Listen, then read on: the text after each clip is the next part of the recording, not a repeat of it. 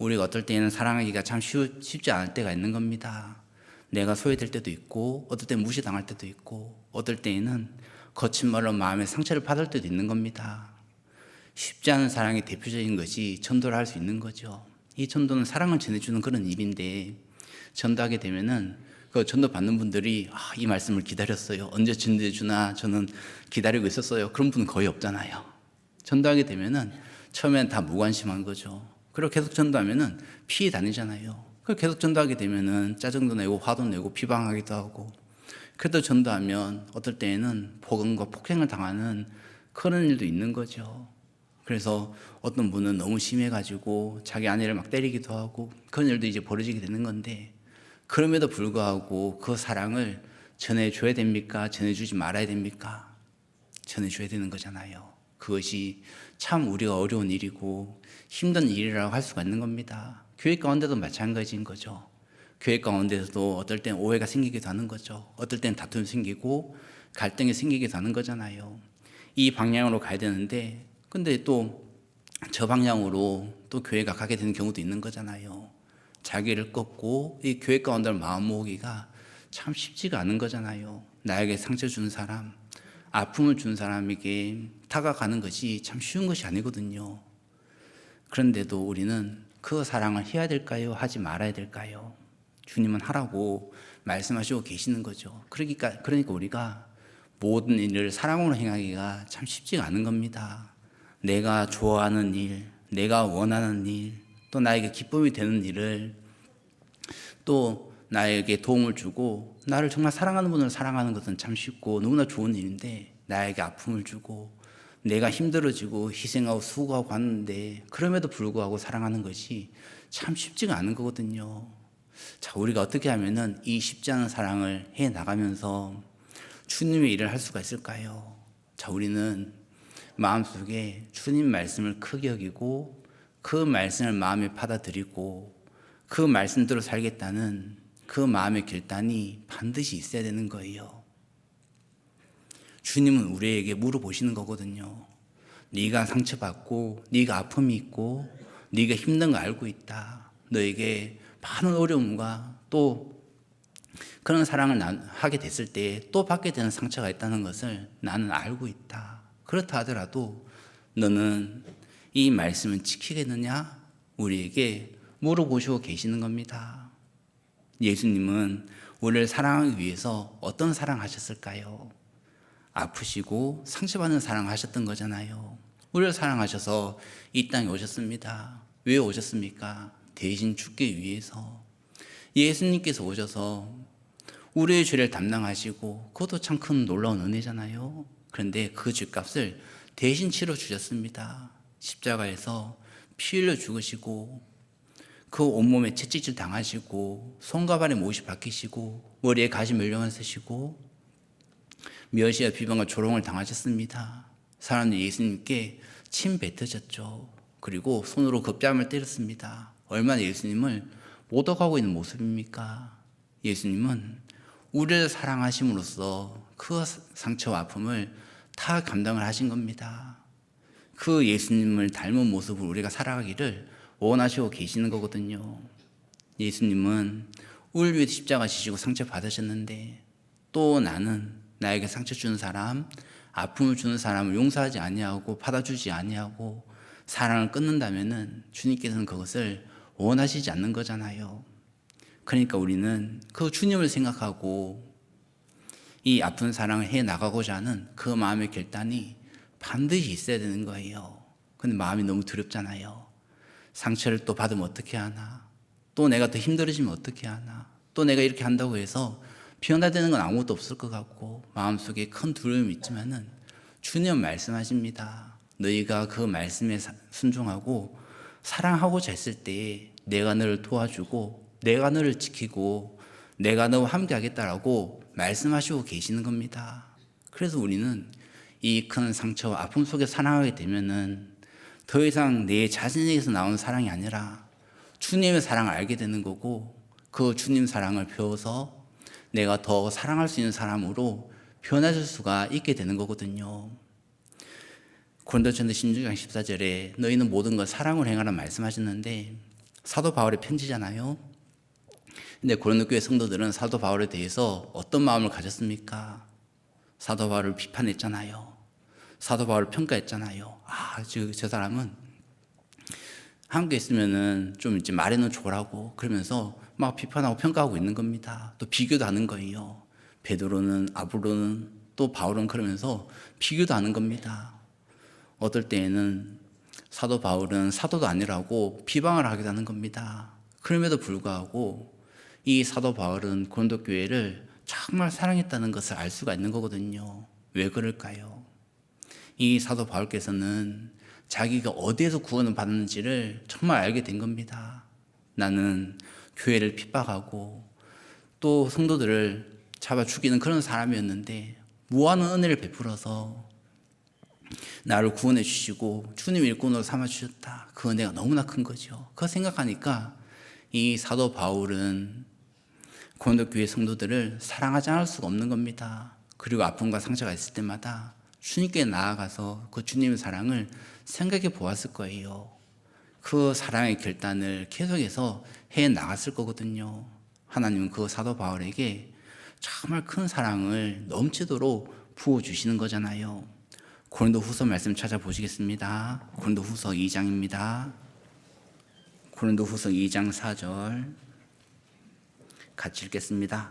내가 큰 환난과 애통한 마음이 있어 많은 눈물로 너에게 썼노니 이는 너희로 근심하게 한 것이 아니요 오직 내가 너희를 향하여 넘치는 사랑이 있음을 너희로 알게 하려 함이라.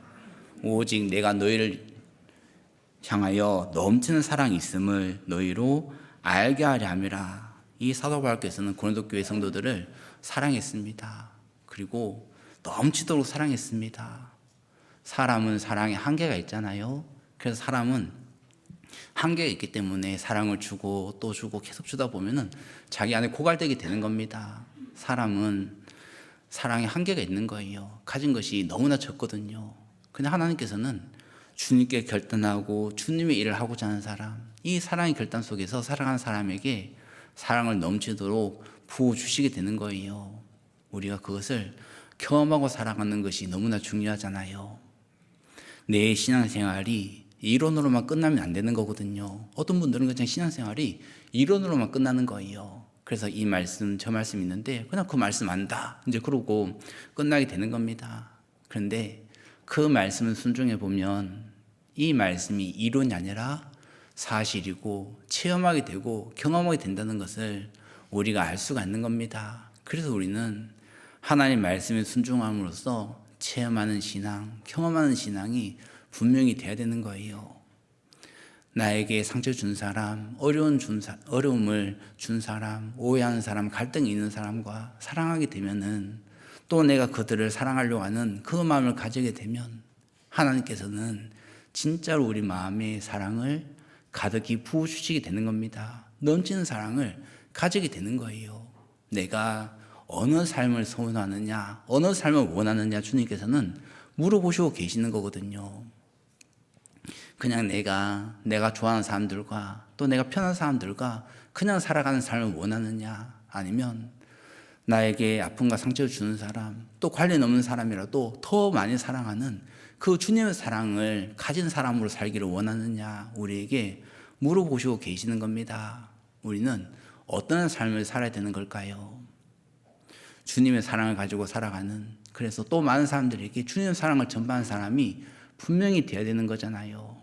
그래서 우리가 내가 힘든 사랑하기 위해서는 사랑의 결단이 반드시 있어야 되는 겁니다.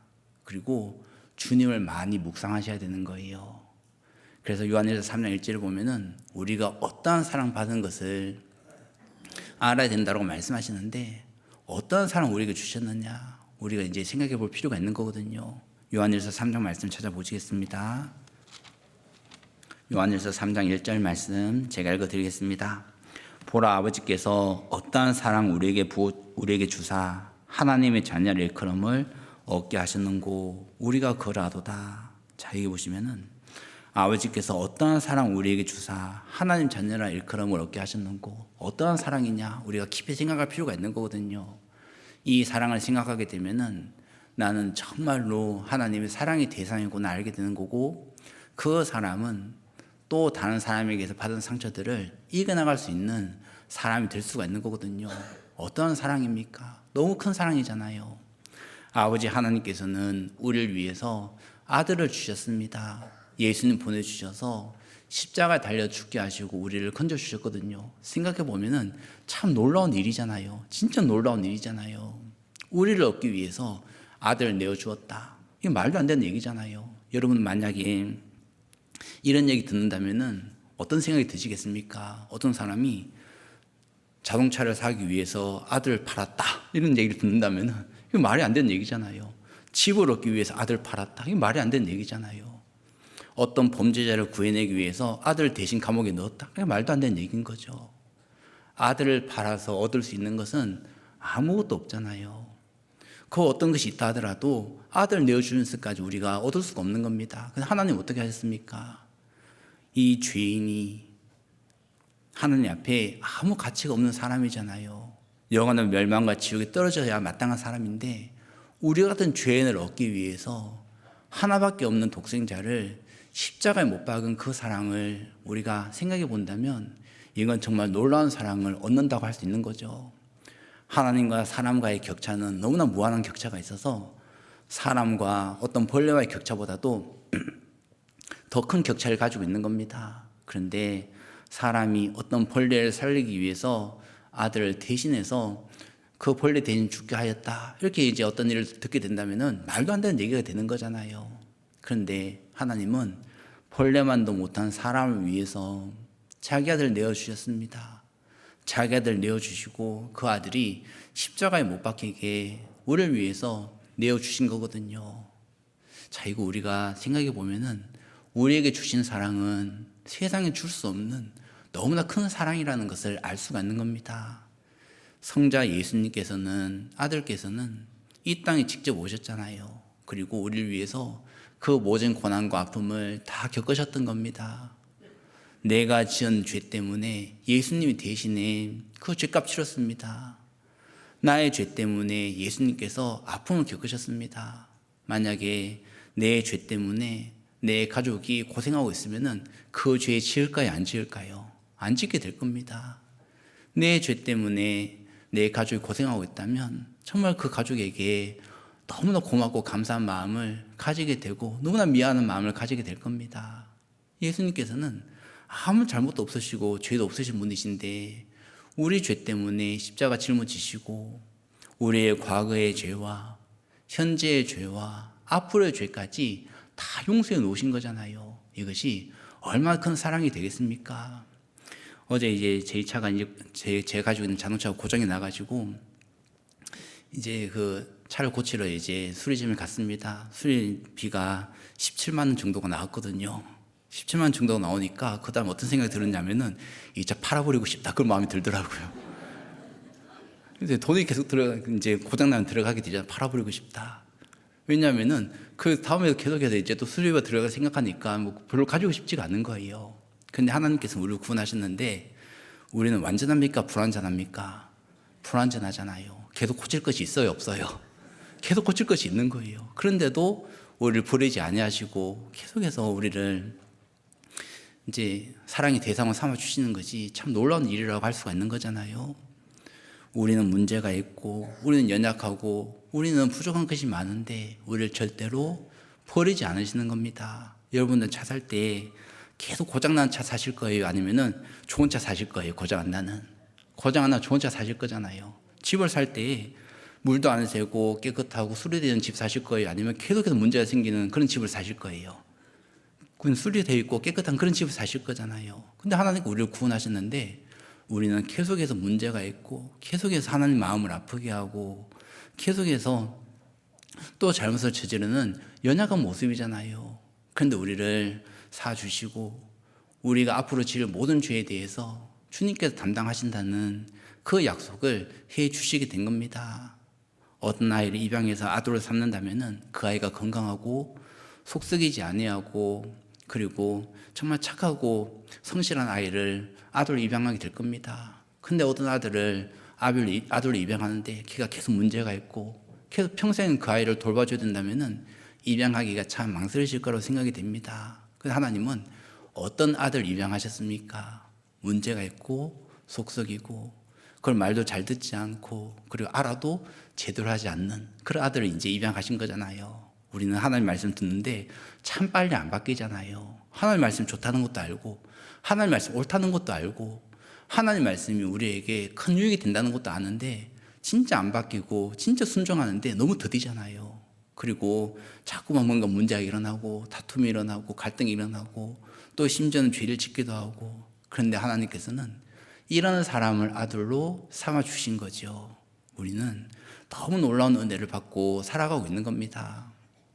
그리고 성령님께서는 우리 안에 오셔서 절대 우리를 떠나지 아니하시잖아요. 우리를 영원히 사랑하시는 거고 우리 함께 거하시고 계시는 거죠. 그래서 로마서 8장에 보면은 성령님께서 탄식하신다고 그렇게 말씀하시거든요. 우리가 잘못하고 우리가 문제 있는 거 볼 때 탄식하시는데 근데 떠나시진 않으시는 거예요. 함께 하시는 사랑, 우리와 늘 함께 하시고 우리 삶을 지켜주시는 그 사랑 우리에게 허락하시고 계시는 겁니다. 우리 마음에 이 사랑으로 충분하지 않습니까? 우리 마음에 정말 주님이 우리를 사랑하시는데 이 사랑 외에 또 다른 세상적인 것들, 또 다른 육신이 원하는 것들이 그걸 가지고 있고 그로 말미암아서 하나님의 사랑을 의심한다면은 주님께서 너무나 슬퍼하실 거라고 생각이 됩니다. 우리에게 이 사랑으로 하나님의 사랑으로 정말 충분하지 않습니까? 주님은 우리에게 충만한 사랑을 다 허락하시고 계시는 거예요. 그래서 우리가 눈을 들어서 하늘을 바라보고 소망을 가지라라고 말씀하시고 계십니다. 이 땅을 바라보고 있으면은 이것도 없는 것 같고 저것도 없는 것 같고 그러는 가운데 마음에 불평과 원망이 생기기도 하는 거죠. 또 자기 자신을 바라보게 되면은 내 안에 사랑받을 만한 것이 아무것도 없잖아요. 그렇기 때문에 우리 마음은 참 슬퍼지고 마음에 자책도 생기고 죄책감도 들고 정죄감도 들고 마음이 우울해지기도 하고 그렇게 되는 겁니다. 그러니까 너희가 세상 바라보지도 말고 너희 자신을 바라보지도 말고 주님 바라보라고 우리에게 알려주시고 계시는 거예요. 너 자신 바라봐봐야 너는 그 안에서 기쁨과 만족 얻을 수가 없는 거다. 세상 바라보면은 오히려 그 사랑을 의심하게 될 거다. 그러니까 눈을 높이 들어서 하나님 바라보고 그 사랑을 항상 앙망하라고 우리에게 알려주시고 계시는 겁니다. 나의 시선이 내게 머물러 있으면 안 되는 거예요. 내게 머물러 있으면 마음이 하나님께 자꾸 침체되고 하나님 일을 제대로 할 수가 없게 되는 거거든요. 주님 바라보라는 겁니다. 주님 우리를 어떤 모습으로 바라보고 계실까요? 너무나 귀하게, 너무나 소중하게, 너무나 사랑하는 눈길로 바라보시고 계시는 겁니다. 아가새에 보면은 그 아가새가 솔로몬과 술라미 여인의 사랑 이야기잖아요. 그래서 솔로몬도 술라미 여인을 사랑했고 술라미 여인도 솔로몬을 사랑했습니다. 근데 술라미 여인의 그 모습을 성경 속에서 묘사해 놓고 있는데 술라미 여인이 이렇게 얘기하거든요. 아가서 1장 5절을 보면 예루살렘 여자들아 내가 비록 검으나 아름다우니 게달의 장막 같을지라도 솔로몬의 휘장과도 같구나. 내가 비록 검으나 아름다우니 내가 일광에 찌어 검은스름 할지라도 그 술라미 여인이 포돈지기가 되어서 햇빛에 나가서 일을 많이 했던 것 같습니다. 그랬더니 피부가 검어지게 되었고 술라미 여인은 자기를 볼 때마다 이제 속상했을 거예요. 자기 아름다움을 자기가 가꾸지 못했거든요. 근데 검으나 아름다우니 왜? 솔로몬이 보기에는 술라미 여인이 너무나 아름다운 겁니다. 솔로몬은 사랑의 눈길을 보기 때문에 술라미 여인에게서 아무 흠도 찾을 수 없었다고 이야기를 하고 있는 겁니다. 그 솔로몬의 시선이 주님께서 우리를 보시는 그 시선인 거잖아요. 주님께서 우리를 바라볼 때 너무나 아름답게 바라보시는 거고 너무나 귀하게 보시는 거고 아무 흠도 찾지 못하는 겁니다. 모든 죄와 모든 허물은 예수님 피로 다 가려졌으니까 오직 하나님께서는 우리를 너무나 귀하게 바라보고 계시는 거죠. 술라미는 자기를 바라보면은 마음이 속상한 겁니다. 힘든 겁니다. 반면에 솔로몬의 자기를 그렇게 바라보고 있다는 것을 알게 되면은 그 술라미인의 마음이 기쁨이 되고 감동이 되는 거잖아요. 그리고 그 사랑으로 마음이 가득 차게 되는 겁니다. 아가서 1장 5절에 내가 비록 검으나 아름다우니, 그 말씀은 제 시그니처 말씀이거든요. 저를 보면 좀 까맣잖아요. 그래서 까만데 그걸 볼 때마다 검은 아름다워 그러면서 아침을 시작하고 이제 그렇게 합니다. 나를 바로 보면 검은 것밖에 없는 거예요. 내 마음 들어가서 보면은 부족한 것이 많이 있는 겁니다. 나에게는 사랑받을 만한 조건이 아무것도 없거든요. 그러나 하나님께서는 우리를 귀하게 바라보시고, 하나님 우리를 사랑의 눈길로 바라보시고, 우리의 주님 오시는 날까지 모든 삶을 다 지키시고 우리의 삶을 인도하신다고 약속하시고 계시는 겁니다. 우리는 그 사랑 속에서 살아가고 있는 거예요. 그렇기 때문에 우리 눈을 들어서 주님을 자꾸만 바라봐야 되는 거고, 우리의 소망을 하늘에 두고 반드시 살아가야 되는 겁니다. 그리고 우리는 또한 또 다른 사람들을 바라볼 필요도 없는 거예요. 저 사람은 왜 저런 걸 할까? 저 사람은 왜 이렇게 말을 할까? 또 저 사람은 왜 저렇게 행동할까? 다른 사람 볼 필요도 없는 겁니다. 그럼 우리는 주님만 보면 되는 거예요. 다른 사람의 허물과 다른 사람의 잘못과 다른 사람의 문제는 주님께서 다 용서하셨습니까? 아니면 그대로 두셨습니까? 다 용서하셨잖아요. 주님 용서하셨는데 내가 그걸 받아들이지 못한다면은 그는 주님의 그 용서를 너무나 무시하고 있는 그런 모습이라 할 수 있는 거죠. 주님 용서하셨으니까 나도 그걸 용서하겠다. 주님 받아주시니까 나도 용납하겠다. 모든 걸 주님께 맡기면은 주님께서는 다 정리하시거든요. 주님은 살아계시고 주님은 또한 우리 교회를 사랑하시고 계십니다. 그렇기 때문에 주님께서는 역사하시고 그 사랑의 눈길로서 모든 사람을 인도하시고 계시는 거예요. 그래서 다른 사람 바라볼 필요가 없이 주님 바라보고 우리가 서로 사랑하는 그 삶을 살아가면 되는 거거든요. 이 용서는 참 중요한 것인데 용서를 해야지만 내 마음의 상처가 다 치료가 되는 거예요. 내 마음의 상처는 다른 사람 나에게 사과해서 또 내가 또 다른 좋은 일이 있어서 마음의 상처가 치료되는 것이 아니고 용서로만 치료가 되는 겁니다. 마음의 상처가 있을 때 계속해서 그 아픔이 떠오르잖아요. 상처가 있으면은 계속 그 상처가 떠올려지게 되는 거잖아요. 근데 용서하게 되면은 그 상처가 점점 내게서 멀어지게 되는 겁니다. 처음에는 매 시간 떠오르거든요. 나한테 그렇게 했지, 왜 그렇게 했을까 생각이 나고 마음이 우울해지고 힘들어지게 되는 겁니다. 분노와 미움이 올라오기도 하는 거죠. 근데 용서를 하고 또 용서하게 되면은 매 시간 올라왔던 그 마음이 하루에 한 번, 또 계속 용서하게 되면은 일주일에 한 번, 또 계속 용서하게 되면 한 달에 한 번, 그거 떠오르게 되는 거거든요. 그래서 우리는 70번에 7번씩 용서할 필요가 있는 거예요. 계속해서 떠오르기 때문에 그때마다 용서를 나에게 선언하고 용서하겠다는 그 약속을 하나님께 드릴 필요가 있는 거죠. 하나님은 그 상처가 더 이상 내 삶에서 역사하지 못하게 만들어 주시게 되는 겁니다. 반면에 용서하지 않는 사람은 상처 속에 살아가게 되는 거거든요. 그 상처가 계속해서 내 삶을 지배하게 되는 거고 그 상처가 내 삶 가운데 큰 영향력을 미치게 되는 겁니다. 용서하지 않는 사람은 그 상처 속에서 살아가기 때문에 말씀의 역사보다 상처가 나에게 더 큰 영향력을 미치게 되는 거거든요. 용서하면은 우리는 발견할 수 있는 것이 있는 거예요. 주님이 나를 얼마나 사랑하시는지, 내가 받은 용서가 얼마나 큰지를 알 수가 있는 겁니다. 하나님은 왜 나에게 상처를 허락하시는 걸까요? 주님의 큰 사랑을 알으라고. 주님 그 용서가 얼마나 큰 은혜의 선물이었는지를 우리가 알으라고 이 상처를 허락하시고 용서할 수밖에 없는 그 상황을 허락하신다고 할 수가 있는 겁니다. 용서해 보신 분들은 진짜 아시게 될 거예요. 용서하는 거 쉬워요? 아니면 어려워요? 진짜 어렵잖아요. 정말 어렵거든요. 근데 그 용서하려고 할 때, 하나님께 날 용서하신 것이 진짜로 큰 것이었구나. 진짜로 이것이 쉬운 일이 아니었구나. 내가 받은 용서가 정말 귀한 것이었고 정말 큰 하나님의 선물이구나. 이것을 분명하게 알게 되는 겁니다. 그 사람은 주님의 사랑을 더 많이 깨달을 수가 있는 거예요.